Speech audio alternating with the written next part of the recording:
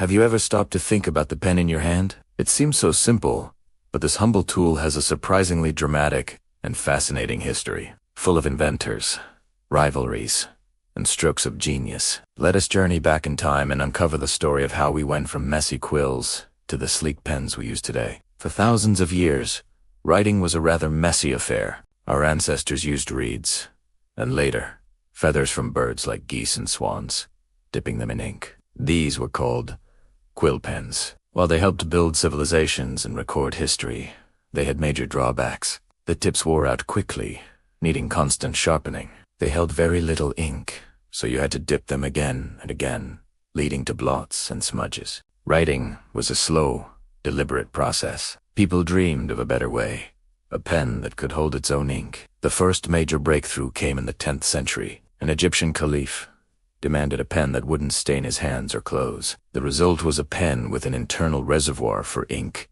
a very early ancestor of the fountain pen. However, this technology didn't really catch on, and for the next several centuries, the quill pen remained king. It was on until the 19th century that the fountain pen, as we know it, began to take shape. The key challenge was controlling the flow of ink.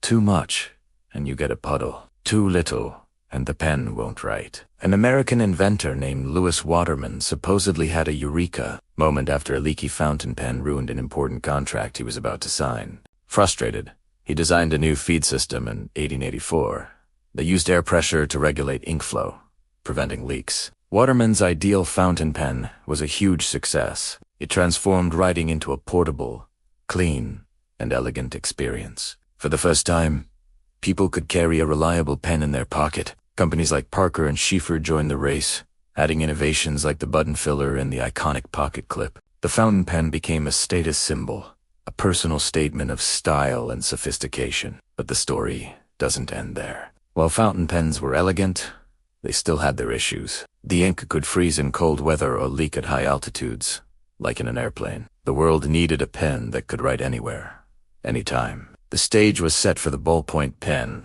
The idea of using a tiny rolling ball to distribute ink had been around since the late 19th century, but the early designs failed.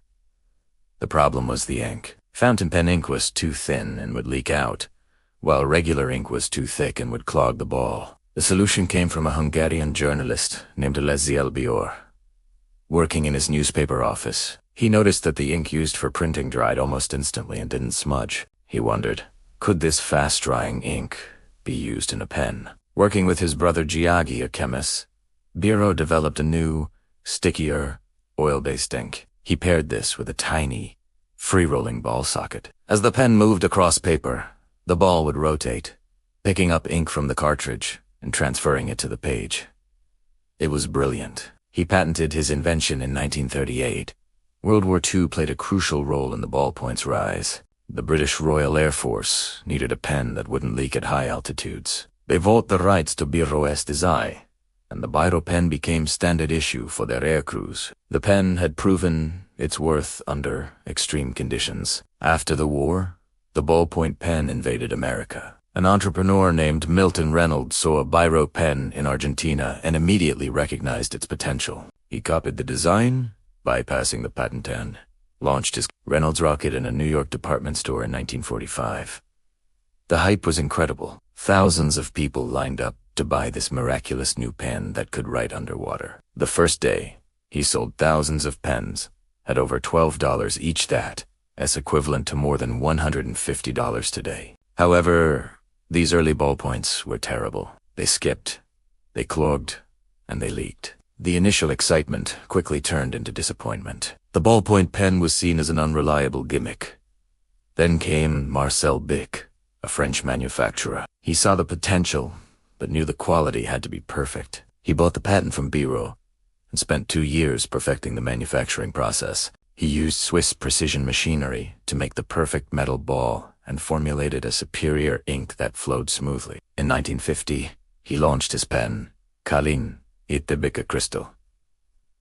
The name was a shortened, catchy version of his own last name. His strategy was simple: make a high-quality, reliable pen and sell it for a ridiculously low price. It was a disposable pen for the masses. The Bic Crystal was a phenomenal success. It was cheap It worked every time, and you could see how much ink was left through its transparent barrel. It democratized writing and became the best-selling pen in history. While the ballpoint took over the world, innovation didn't stop. In the 1960s, Japan entered the scene with the fiber-tip pen, also known as the marker. The Ukiyo-Hori company, Pental, introduced the sign pen in 1963. Its soft, porous tip allowed for bold, expressive lines, and it was an instant hit. President Lyndon B. Johnson was famously a huge fan, buying them by the gross to sign documents. Then came the rollerball pen in the 1970s, another Japanese innovation from the company Uchiyo. The rollerball combined the best of both worlds. It used the same rolling ball mechanism as a ballpoint, but was filled with the water-based, liquid ink of a fountain pen. This created an incredibly smooth, fluid writing experience, much like a fountain pen, but with the convenience of a ballpoint. And what about gel pens? They arrived in the 1980s, thanks to Sakura Color Products Corporation. They invented a new type of ink where pigment is suspended in a water-based gel. This allowed for a huge range of vibrant colors, metallic shades, and even glitter effects that weren't possible before. Gel pens became a favorite for creative writing, journaling, and art.